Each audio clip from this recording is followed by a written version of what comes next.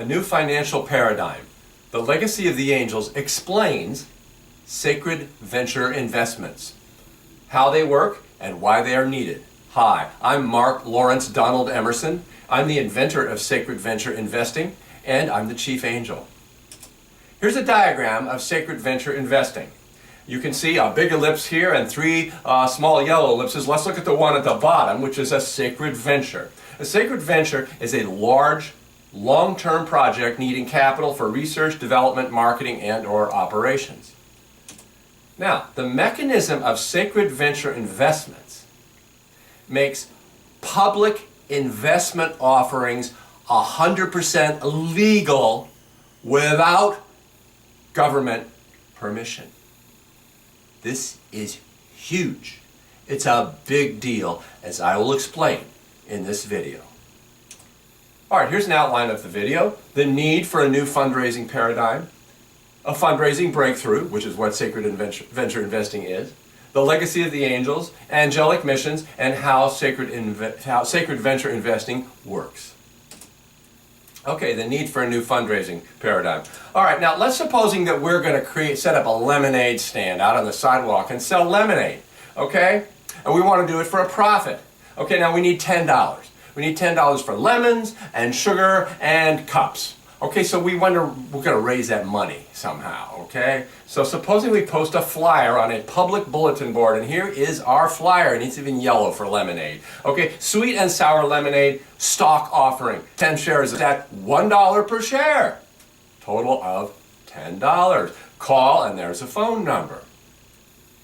Seems reasonable. Of course, no one would really need to raise only $10, but still, this is a good example. Now, what you might not know is that posting this flyer is a crime.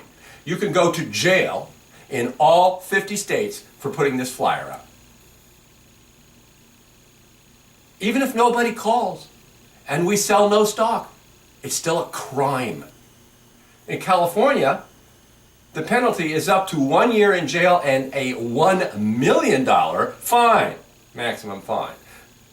That's California Corporations Code sections 25.110 and 25.540. Now, notice to government people, anybody in the government who's watching this video, this flyer, it's a fake. I'm not offering lemonade stock. It's just a fake. It's just pretend. It's an example. Now, part two. Let's try this another way. You know, there is actually a loophole in the law that makes it legal to put the flyer up. But what we have to do is we have to add a footnote. We have to add a footnote to the flyer restricting stock sales to millionaires only. Now look what I did. I put an asterisk. It says stock offering. There's a red asterisk right there. And down at the bottom the footnote says millionaires only. Okay, so now the only people who can spend $1 a share on our 10 shares of lemonade stock are millionaires. And now it's okay to post this in public, no more jail. So by limiting it to millionaires, our stock offering, now it's completely legal. But this makes it harder to raise money. There are relatively few millionaires compared to the whole population, and most of them wouldn't be interested. But there's a third way. Part three. Another way we can do this is we can file an application with the government for a permit to post the flyer without the millionaire footnote. Okay, so now coming back to our original flyer, no footnote. And what we're going to do is we're going to ask the government for a permit to do a public securities offering. However, this will cost us at least $10,000, probably more like $50,000 or $100,000 in attorney fees and accounting fees, government filing fees, all sorts of administrative costs. And the government will probably concoct an excuse to deny the permit. Welcome to the world of securities laws.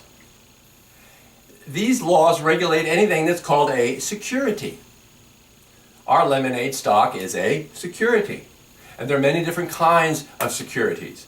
But all securities have one thing in common, and here it is: profit motive. They're all about a motivation to make a profit.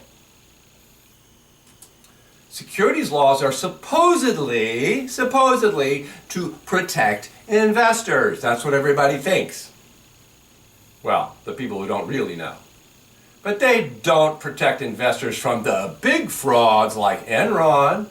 All securities regulators, Enron had all its paperwork filed with the Securities Exchange Commission and all the states regulators and all that, but hey. Now, in my opinion, this is my personal opinion, the real purpose of these laws is to protect the massive vested business interests from competition. And how? By making it very hard for the small person to raise money. These big business interests, they have no problem spending $100,000 to $300,000 on attorney and accounting fees to get all their permits. But the small person can't do that. And it blocks those people from entry into significant fundraising. What this means, because of the way the asterisk provision, millionaires only, the securities laws actually discriminate on the basis of economic class in favor of the rich, heavily in favor of the rich. Because the non-rich people are denied access to nearly all lucrative startup investments. If you, the first time that ordinary people get an opportunity to invest in some exciting new company is when it has its initial public offering on the stock market. Oh, it's an IPO, let's go buy some stock. Well, that's at the point way late in the process. That the millionaires invested years earlier at a much, much lower price. When that IPO happens, they're selling their stock and the public is buying it and cashing out these millionaires who've made fortunes.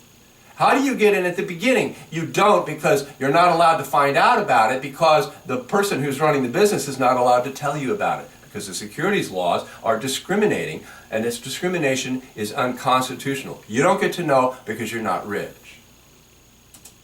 So what we want to do is tap the grassroots, but the securities laws are blocking that. But only for fundraising. Supposing we write a book, and the book is a hit. We can sell 1 million copies of the book at $20 each to the grassroots, ordinary people, non-millionaire people, and we don't need a permit to do that. Supposing we launch a membership website and it's a hit. We can sell 1 million memberships at $20 each to the grassroots with no permit. Might need to get a business license from the city or something if that's cheap. But we cannot sell stock this way to finance a worthy venture. To offer 1 million shares at $20 each to the grassroots, we need a permit that's very expensive and difficult and sometimes impossible to get. This is how securities laws block access to the grassroots. This is a huge problem. Most people don't even understand this problem exists. Our planet is in a high state of emergency right now. There are many good entrepreneurs out there with worthy ventures to save this planet and millions of good people who might like to invest.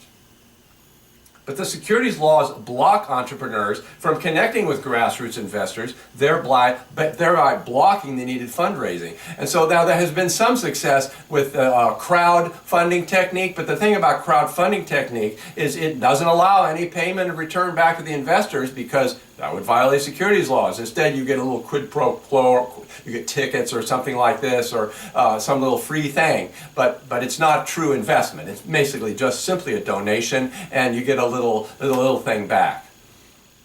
So the crowdfunding is not useful for raising large amounts of money because of that inherent limitation. Now, let's talk about a fundraising breakthrough. A fundraising breakthrough to actually reach the grassroots. Sacred venture investing turns the tables on the evils in securities laws so that we can sell 1 million sacred investors to the grassroots with no public offering permit. Why? Because sacred investments are not securities. There's no profit motive. With sacred investments, we replace the profit motive with sacred service to God. I'll talk about God in just a minute. And this breaks us free from the evil chains of securities laws. by our definition, an act is sacred if it is done with an awareness of God and with a desire to serve God. Hence, knowing that God exists, or at least believing that God exists, is essential for this mechanism to operate legally. So what is the legal basis here of sacred venture investments? It is based on, first of all, the two religious clauses in the First Amendment of the U.S. Constitution. It's also based on federal and state securities laws in the United States, and it's based on the distinction between sacred acts and non-sacred acts. Now, we intend no offense to atheists or agnostics. In fact, in my childhood, I was an atheist. I was raised as an atheist. Until when I was a math major at UCLA, I started actually experiencing God in the mathematics. You see, when you experience God, it changes your life. Atheists and agnostics have never experienced God. It's a little bit of a nice analogy here too. It's like a person who has never had an orgasm and claims that orgasm doesn't exist, or might not exist, or isn't sure whether orgasm exists or not. But once you've had an orgasm, it's like, oh, well, that's it. The fact that God does exist fits perfectly into the legal framework for public offering of sacred venture investments without a permit from the government. So there are some prerequisites for investing in this method.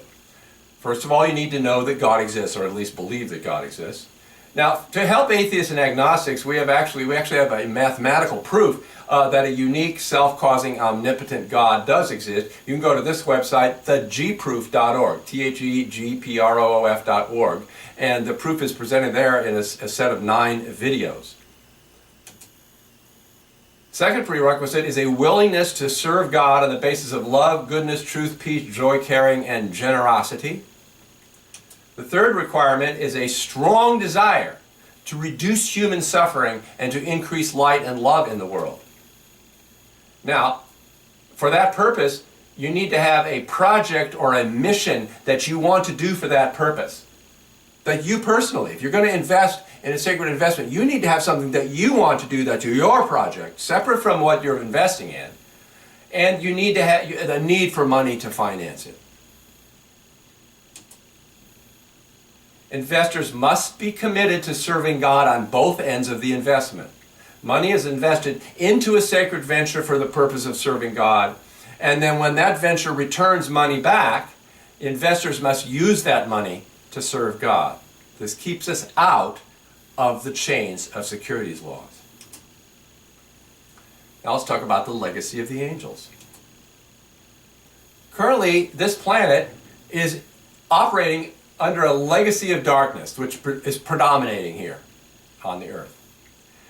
The systems, institutions, traditions, and power structures of human civilization are based to a significant extent on negatives: greed, hate, fear, dishonesty, ignorance, violence, and a command and control of the naive masses by the privileged and elite few. It's been that way for a long time on this planet. And the result of this is large-scale suffering of humanity. Our planet is in an advanced state of emergency right now, and a drastic reduction in human suffering is urgently needed. The legacy of the angels is a spiritual movement of angels, I'll talk about what I mean by angel in a minute, dedicated to elimination of needless human suffering. Our purpose is to support and to effectuate by any and all practical, non-violent, lawful, loving, and light-filled means, both of these. Number one, transformation of the systems, institutions, traditions, and power structures of human civilization from the existing legacy of darkness into a new legacy of light. And number two, anchoring heaven and global celebration firmly onto this planet, Earth, for time immemorial. That's our purpose here. And we do this based on knowledge of spiritual truth, as revealed by great enlightened masters, past and present, including Jesus, Buddha, Krishna, and spiritual masters who are alive today. All right, now the Legacy of the Angels is our investment platform. I've made this big ellipse now pink, and you can see it says the Legacy of the Angels. Its goal is elimination of human suffering, or unneeded human suffering. And the platform provides for sacred venture investing. We have angel members. Now I'm going to pull a little red dot out here and show you this diagram better. So angel members here, and we have our angelic missions here, and our sacred ventures here. There's just one of each shown in this diagram. Now, what do I mean by angels? A spiritual angel, we'll define this. A spiritual angel is any being sincerely devoting to serving God, sincerely devoted to serving God on the basis of love, goodness, truth, peace, joy, caring, and generosity. And there are two kinds. There are etheric angels. These are spiritual angels who are not incarnated in a physical body. They actually do exist. Most people can't see them. Most people don't know, or they question it. I think it's a lot of gobbledygook, but it's not. They really do exist. You just can't see them because they don't have physical bodies. And then there are human spiritual angels. These are angels who are incarnated in a human physical body. Anyone whose life is devoted to this goodness is an angel by our definition. And then we have angel members. This is anybody who's a human angel who is actually joined as a member of the Legacy of the Angels. Another kind of angel is an angel-based angel. We have an angel-based database technology, which is one of our sacred ventures, and it has components in it that are called angels. And they're electronic things, but they're fun. And you can go to angelbase.com and learn about that. They have the guardian angels, cherubs, seraphs, and many other kinds. These are part of our angel-based metaphor. They're not real beings, they're electronic entities. All right? And the third kind of angel is a wealth angel. Now, this is the jargon that's used in the investment community today the millionaires, the people who are rich enough to have the privilege under securities laws are called angels. Angel investors, meaning someone who has a big enough amount of money that you don't have to have the securities laws blocking you from getting to them. So they get the special privileges that are reserved by securities laws for wealthy people only. All right, I have nothing against these people. What I have something against is the laws that discriminate in favor of them and against the grassroots. All right, our angel members. Okay, now are you a human spiritual angel? Are you someone who is devoted to serving God on the basis of love and caring and generosity and goodness? If so, I would like to invite you to join the Legacy of the Angels. And the membership is free and it's non-exclusive. You can also belong to any other spiritual organization or faith or religion. Doesn't matter. You can be a part of us and a part of whatever else you want to be a part of. The only requirement is that you have to take a written angelic vow. And here I'm going to read it to you. I, and then there's a blank, would you put your name in? I, so-and-so, declare that I am an angel who is sincerely devoted to serving God on the basis of love, goodness, truth, peace, joy, caring, and generosity. As an angel, I hereby join the Legacy of the Angels. As an angel of the Legacy of the Angels, I hereby make or reaffirm my spiritual commitment to God to utilize to the utmost my angelic talents and gifts, as well as my time, energy, and resources in my own angelic way, as guided directly by God to further the broad humanitarian purpose of the Legacy of the Angels to eliminate needless human suffering on planet Earth. All you have to do is sign that vow. That's all, the only requirement to be a member of the Legacy of the Angels. All right, so now, here's the diagram, and over here, here's our angel member. So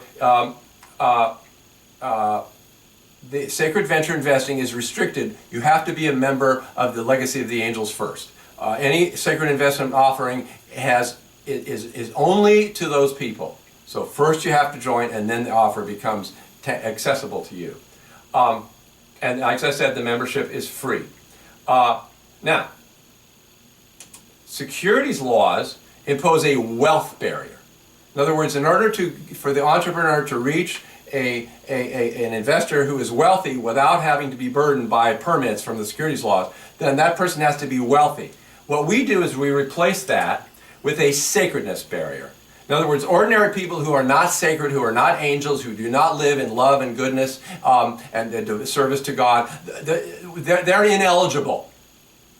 The people who are eligible has nothing to do with money. It has to do with whether you're an angel, whether you are living your life in a sacred way. That is the entry point. Okay? So like I said, the angel members are here, and then they are entitled to invest. And the investment happens at this point, which we'll get to in a minute. Now let's talk about the organization. The legacy of the angels consists of its angel members and angelic realms, which I'll mention in a minute, and angelic missions, which I'll talk about in a minute. The angelic realms, we have 12 of them. They are each Nevada corporation's soul. I'll explain that in a minute too. And these entities operate our sacred ventures. And they're controlled by the chief angel, and that's me. And then we have angelic missions, which are created and 100% controlled by our angel members, and that could be you. We are a church. Now, many spiritual people are turned off by words like religion and church. And this is understandable because of unenlightened things they have seen in those organizations. We don't behave that way. So why do we call it a church? I'll tell you why. Because to eliminate needless human suffering, we need maximum legal strength. Legal strength. Churches receive enormous legal protections in the United States. These laws are intended to protect the spiritual work that we do. It's foolish for us to waive these huge legal advantages simply because some people dislike the word church. I'm sorry. Get over it. We need the legal advantage. We are a trans-denominational, non-dogmatic, internet-based global church welcoming people of all religions as well as people who dislike organized religion. And we're organized as 12 corporation souls. The legacy of the angels is. A corporation soul is a corporation of a very different kind. It's exclusively for churches. There's no board of directors.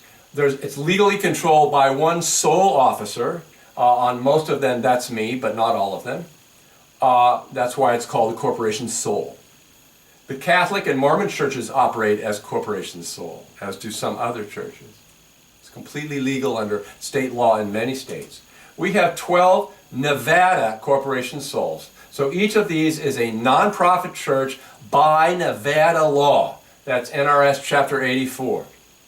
Each one is federally tax exempt under Internal Revenue Code Section 501c3. And no IRS determination of our 501c3 status is needed. And that's because of 26 U.S.C. Section 508c1a. Which gives a mandatory exception for churches. This is one of the legal advantages that churches have. We don't want the devil determining whether or not we are a church. And there's plenty of devil in the IRS. So we're not listed in IRS Publication 78, but you don't have to be tax deductible or to be 501c3.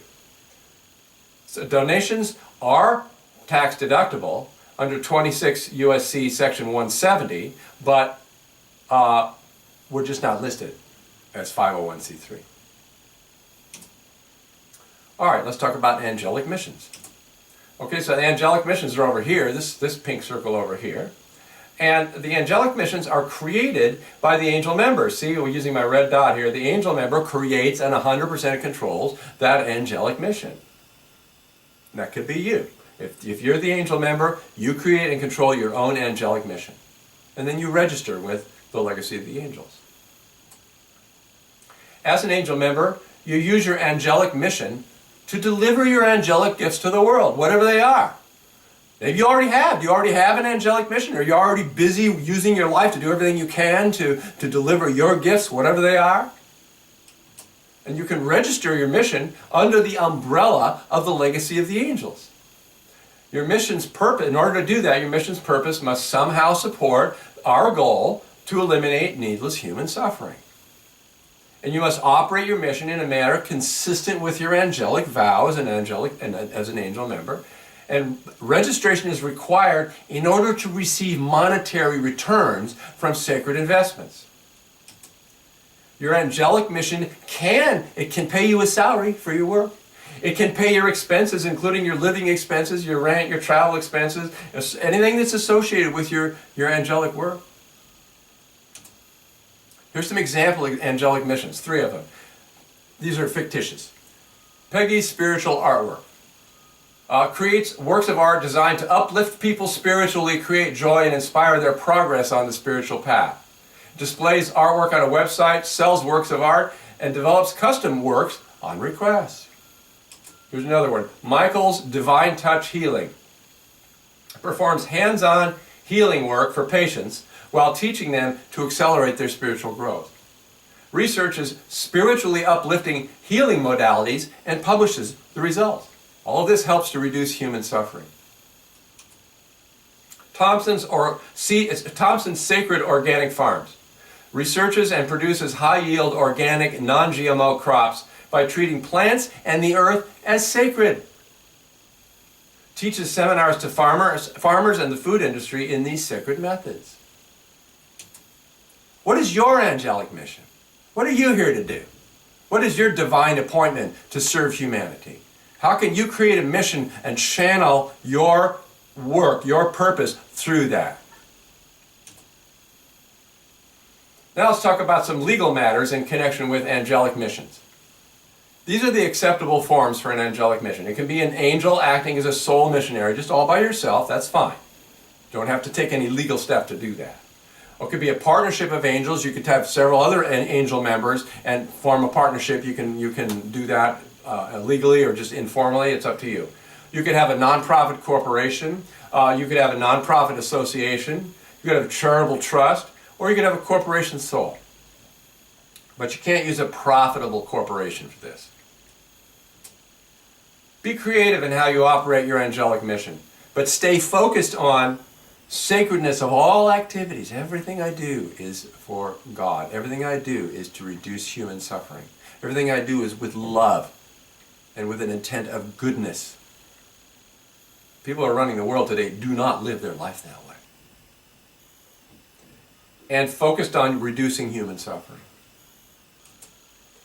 Then you must write a detailed description of your angelic mission, and we have to approve that description in the registration process. That keeps everything together in integrity. Now, we do not give tax advice on income you receive to your angelic missions. If you receive investment and returns into your angelic mission, is that taxable to your angelic mission or not? We do not participate in advising on that. You can talk to an accountant or an attorney about that. Now, how does sacred venture investing actually work? So let's talk about this now. A sacred ventures are managed directly by the legacy of the angels. The chief angel is in charge, that's me. And now, a sacred investment is made by an angel member to fund a particular sacred venture. Or here's our diagram again. So now, we'll get my red dot out again here. So the angel member puts an investment into the sacred investor. There's money. The money is a payment from the angel member to the sacred venture. And then, when and if the venture succeeds, the venture pays grant money back to the angelic mission, which are controlled by the investor. Okay, so the money comes out of the investment. The returns from the investment come in the form of grants to the mission. Investments are actually donated. And there's a reason. We'll talk about that in a minute. But it does mean you're going to have to trust me. On the other hand, my entire life has been devoted to serving God, to reduce human suffering. If you think that might change, then don't invest. We want sincere investors who likewise see that we are insincere. You're going to need to trust anyone you invest money in or donate money to. Now, the donation has 2 important legal implications. Number 1, there's no contract. You donate freely. As an angel member, you donate freely to the sacred venture. This is to ensure that there's no security. Because an investment contract is a kind of security. And another advantage is that means the investment, when the angel member makes the investment, that investment is tax deductible because the Sacred Ventures operate from 501c3 organizations, even though they're not listed with the IRS. Now, let's talk about the grants that come out of the Sacred Ventures. We intend for the successful Sacred Ventures to pay grants to the angelic missions.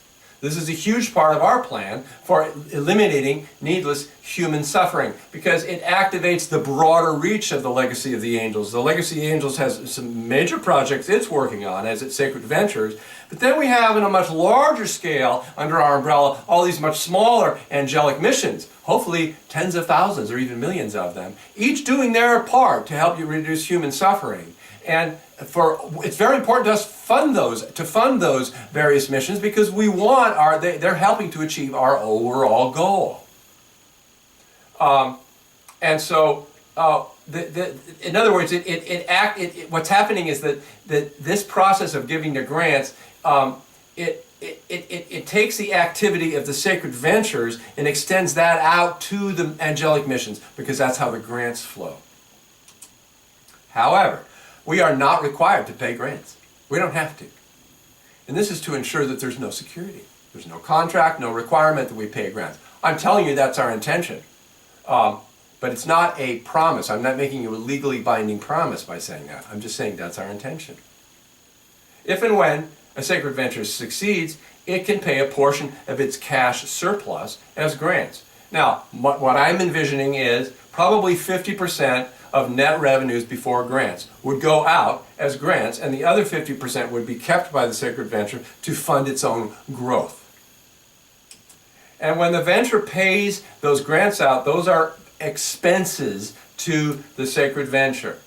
They're not paid from net income. They are expenses. Why are they expenses? Because a part of the purpose of the Sacred Venture and the Legacy of the Angels is to reduce human suffering. So we're paying those as expenses to fund the missions to do that work, which is part of our purpose. This is to ensure that there's no security. All right, now the grants are paid in proportion to the hearts. We're going to talk about the heart system now. All right, supposing we have a Sacred Venture called a J, just for a name. And it has $100,000 that's ready to distribute as grants. We've got a bunch of angelic missions out there. Which ones get the grants, and how big is each grant? Well, you know what? That's determined by the heart system. Suppose the Venture J has hearts with just 3 missions, just to keep the diagram simple. This is a new diagram here. And I'm going to pull out my red dot again. Okay, we have our Sacred Venture J up here, and we have 3 angelic missions, 1, 2, and 3. This is to keep it simple. And supposing that, let's take a look at how this is. So Venture J is ready to distribute $100,000 as grants. Now over here, Angelic Mission 1, it has 10 hearts, 10 J hearts. And Angelic Mission 2 has 70 J hearts. And Angelic Mission 3 has 20 J hearts. I worked those out conveniently because 10 plus 70 plus 20 will equal 100. All right, now that means that $100,000 up here is going to get distributed in proportion to those hearts. That means Angelic Mission 1 is going to get $10,000, number 2 is going to get $70,000, and number 3 is going to get $20,000. See how that works? So the hearts determine the proportional distribution of the grants when grants are distributed, which they are not required to be. So what you actually invest in is hearts. Each Sacred Venture has its own hearts. You invest in the hearts for a particular Sacred Venture. And the number of hearts is determined by the dollar amount you invest and when you invest. If you invest more money, there's more hearts.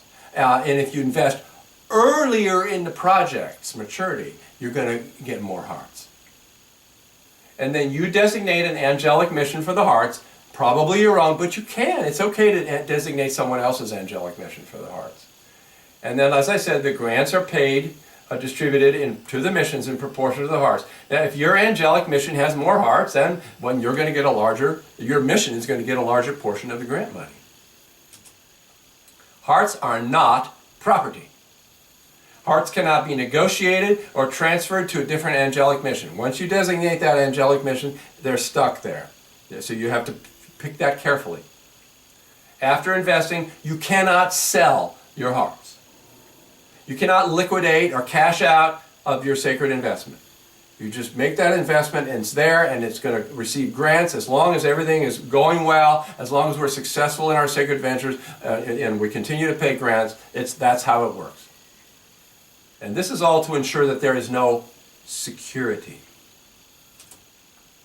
So what we have here is a 6-step spiritual commitment. Sacred venture investing requires that you make the following spiritual commitments. First, become an angel member. This is committing to serving God generally. Number 2, create an angelic mission. This is committing to serving God through that mission. Number 3, donate money to a sacred venture. This is committing money to that venture, which you're doing because you believe that what that sacred venture is doing is going to serve God and help to reduce human suffering. Number 4, designate the hearts from your investment to your angelic mission. This is committing, in other words, you commit the returns on your investment, if and when received, to your angelic mission, or someone else's if you prefer. Then, number 5, pray for success for the sacred venture, which is the engine that's going to fund these grants. And that means committing time and energy to prayer. And number 6, if and when the sacred venture pays grants to your angelic mission, then when that money comes into your mission, use that grant money to bless humanity. In other words, you're committing time and effort to your mission to do your angelic work through that mission to help to reduce human suffering. Now, all these sacred commitments, these are commitments made to God, that you are making to God. So I hope you'll invest today. Here's the whole diagram. Are you willing to take the 6-step spiritual commitment to God? Do you have money to invest? We have very low minimum investments to make it possible for people to get involved, even with a very small amount, like $45. If so, please join us. Invest today in one or more of our sacred ventures. We have 2 right now at the time this video is being made in January 2014. We currently have 2 sacred ventures to invest in. Please see our websites for the details on our various sacred ventures. I have a couple of legal notices I need to give here. I have attorney-level knowledge of the law, but I am not an attorney. In this video, I've taught you something about the law and about what I am doing and what the Legacy of the Angels is doing, but I have not applied the law to your situation. Nothing in this video shall be construed as legal advice to you or to anyone else, or a request for you or anyone to take any kind of legal action. If you want legal advice, please consult with an attorney. So, thank you very much for watching. I hope you'll invest. I'm Mark Lawrence Donald Emerson.